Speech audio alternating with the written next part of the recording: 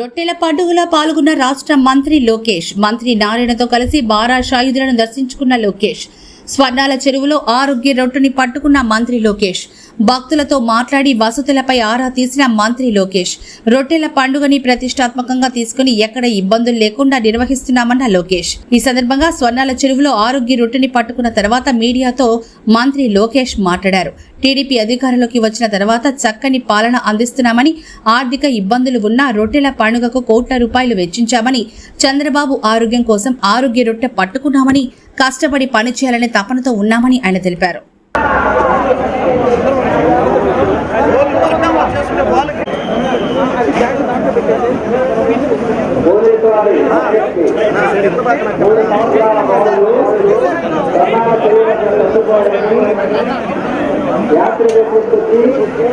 రాజా రాజా రాజా రాజా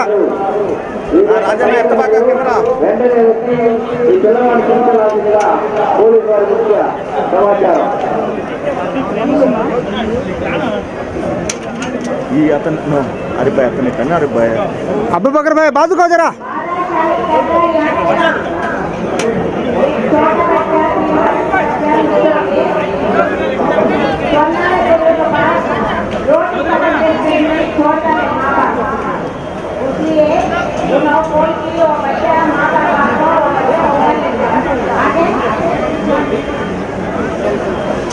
राजा राजा राजा ना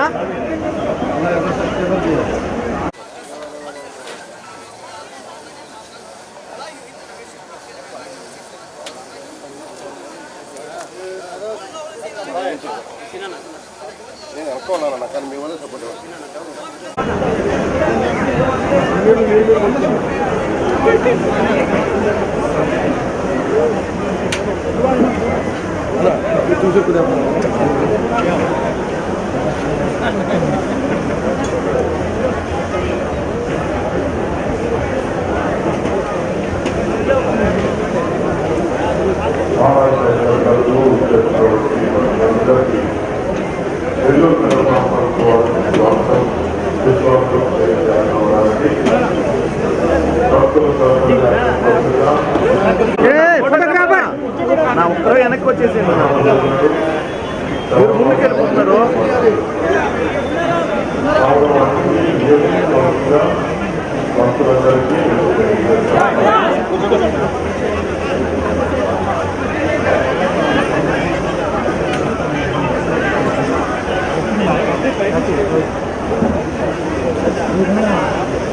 అలాగే ఈ యొక్క ప్రాంతమంతా కూడా పరిశుభ్రత అవసరంలో నెల్లూరు నగర పార్టీ వాళ్ళు చేస్తూ ప్రజలకు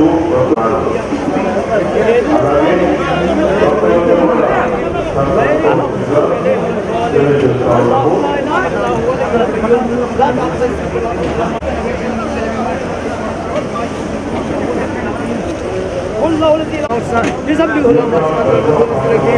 اللهم صل على سيدنا نبينا محمد ثابت تاج میرا وقت داخل بلائے برکت قسم محمد مطهر نام کے بدرم شمس ذات الشمس قبل جم شم شفر من صاحب الكرم الله واسع جبريل قادم خدمت میرا امراض مشاكل شمس ساقي الدين مقبول بن سعيد سيد الصبرين نبي الحرمين امام قدس الدارين سابق ابو حسن محبوب رب المشيخ مطمئن جد الحسن حسين مولانا سليم ابو القاسم محمد بن عبد الله من غير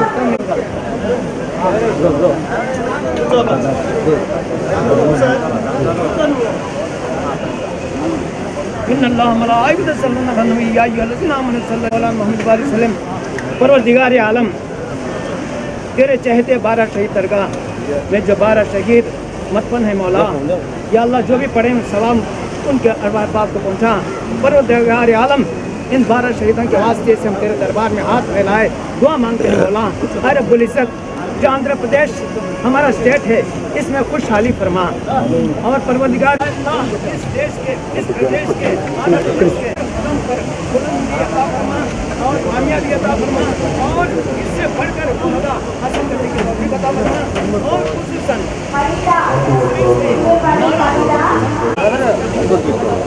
उनके सेहत कामिल सेहत उनके हयात में दराज़ी अता फरमा और दुश्मनों से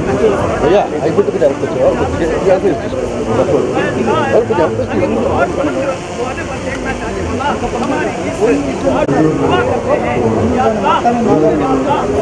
हिंदुस्तान में अमन सारे दुनिया में अमन और जो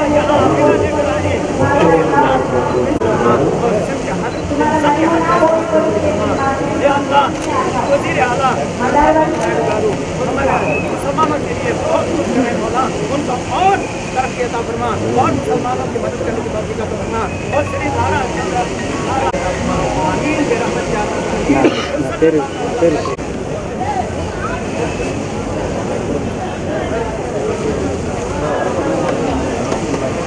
పోలీసు వారి ముఖ్య విజ్ఞప్తి మీ యొక్క వస్తువులు మరియు ఆభరణాలు జాగ్రత్తగా చూసుకోవాలను మీ యొక్క చిన్న పిల్లలను జాగ్రత్తగా చూసుకోవాలను వారిని వదిలి ఎక్కడికి వెళ్ళరాదు ఎవరి మాటలో నమ్మి మీ బంగారు ఆభరణాలు వారికి ఇవ్వడం కానీ చేయకూడదు దొంగలు ఉన్నారు జాగ్రత్త మీ చుట్టూ ఉన్న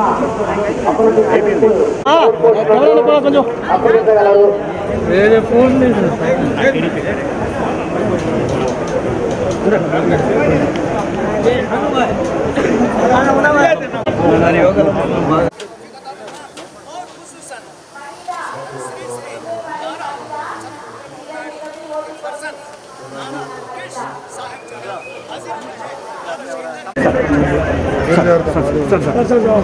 ఒకసారి వెనక్కి రాను అన్న వెనక్కి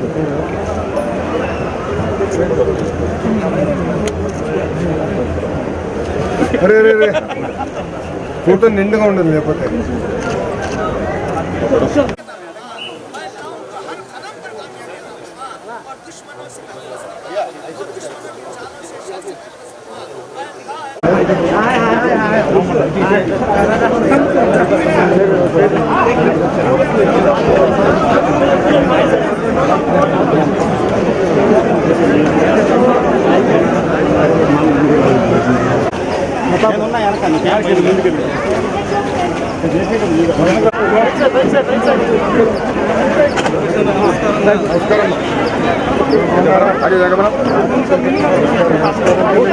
సార్ మీరు వేసి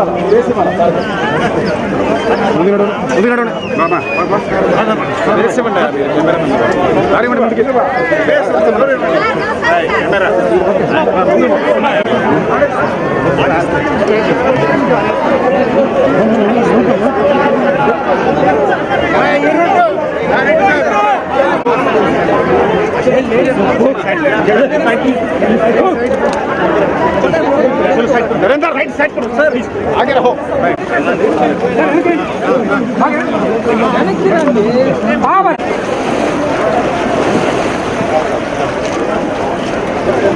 ఫ్రీగా ఉన్నానమ్మా అడిగినప్పుడు పంపిస్తాను టెన్షన్ యారు ముందు ముందు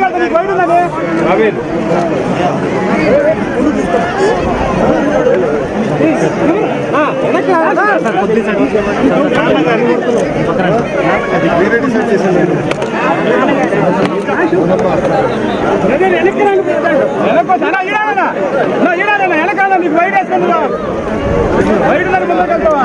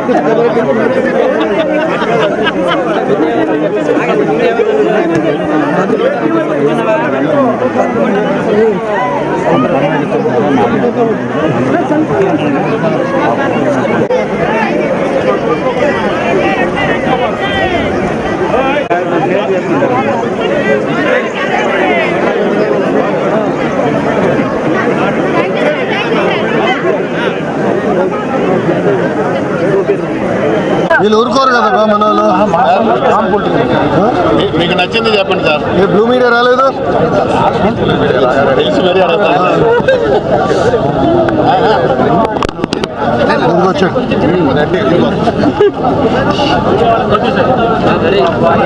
సైలెన్స్ ప్లీజ్. 2 నిమిషాలు ప్లీజ్. మీడియా మిత్రులందరికీ నా నమస్కారం. 2014 తర్వాత అజీజ్ గారు పార్టీలో చేరిన దగ్గర నుంచి కూడా రొట్టెల పండుగ రావాలని పదే ఆయన కోరటం జరిగింది. ఆనాడు నా పొరపాటు నేను రాలేకపోయాను. కానీ ఈరోజు విఆర్ హై స్కూల్ ఓపెనింగ్ దగ్గర నుంచి మన గౌరవ మంత్రివర్యులు నారాయణ గారు స్వయంగా ఫోన్ చేసి స్కూల్ ఓపెనింగ్ కూడా ఉంది అనే మొత్తంతో గతంలో మన అజీజ్ గారు కోరారు. శ్రీధర్ అన్న కూడా రొట్టెల పండుగకి నిధుల కోసం మాతో పోరాడిన వ్యక్తి. మీరందరూ ప్రజలందరూ ఒక విషయం గమనించాలి. తెలుగుదేశం పార్టీ అధికారంలోకి వచ్చిన తర్వాతనే కులం మతం ప్రాంతాలు అతీతంగా ప్రజలందరూ హాయిగా చల్లగా ఉండాలని అద్భుతమైన పరిపాలన అందిస్తున్నాం. 2014 తర్వాత రొట్టెల పండుగ అనేది తెలుగుదేశం పార్టీ అధికారంలో ఉన్నప్పుడే అద్భుతంగా జరిగేది.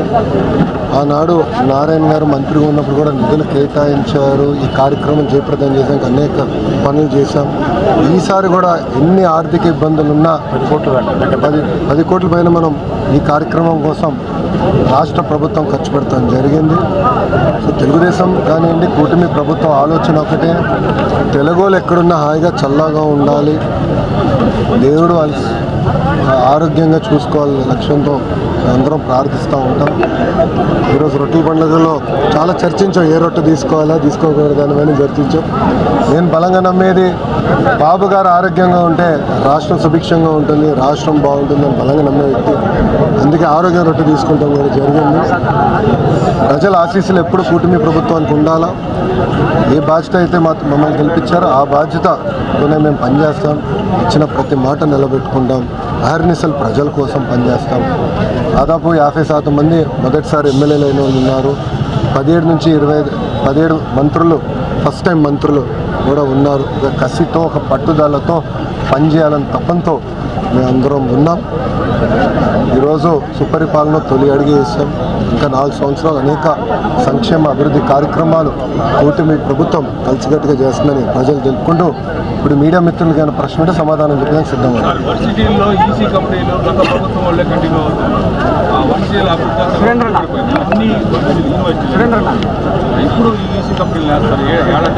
ఇప్పుడు వైస్ ఛాన్సలర్స్ దాదాపు మెజారిటీ నియమించాం. మీరు చూస్తే ఎప్పుడు లేని విధంగా ఐఐటీలు, ఎన్ఐటీలు one of the best vice chancellors మన యూనివర్సిటీకి తీసుకొస్తాం జరిగింది.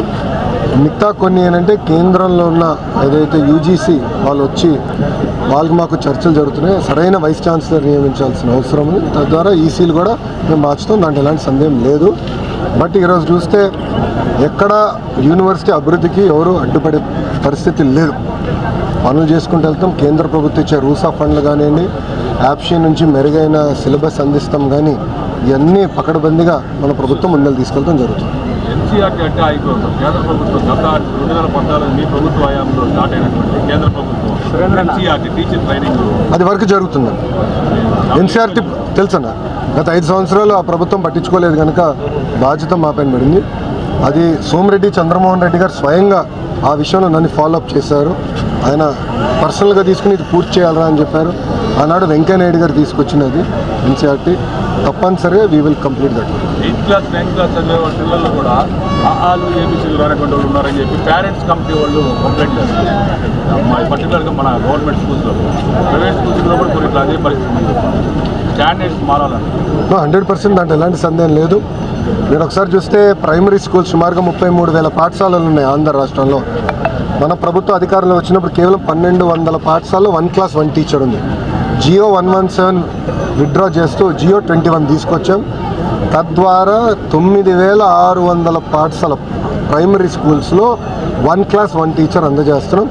ఈ సంవత్సరం దాని ఫలితాలు మీరు స్వయంగా చూస్తారు. ఎందుకంటే సంస్కరణలు అనేది మిడ్ ఇయర్ ఎప్పుడు తీసుకురాకూడదండి. మన ప్రభుత్వ అధికారంలోకి వచ్చిన వెంటనే ఆటోమేటిక్గా ఎకనామిక్ ఇయర్ స్టార్ట్ అయిపోయింది.